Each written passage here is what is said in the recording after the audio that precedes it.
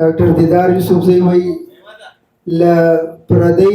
لپردي زوره مې قسم په خدای که سترګه سوځي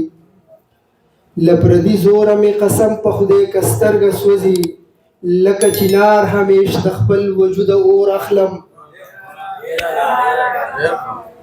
د پردي زوره مې قسم په خدای که سترګه سوځي لکه چنار همیش د خپل وجود اور اخلم او څوک وایي د پلانکو خلاف جهاد پکار دی څوک وایي د ډینګو خلاف جهاد پکار دی زه وایم چې عقل فکر نه لري د هغو خلاف جهاد پکار دی یو څو هایکوګانې دي اسماعیل ساګر صاحب وایي د زړه درزا مې بې ترتیبه نشي بیا مې زړې شوګیرې یادې نشي ستاسو کوڅې ته ځکه نه راځمه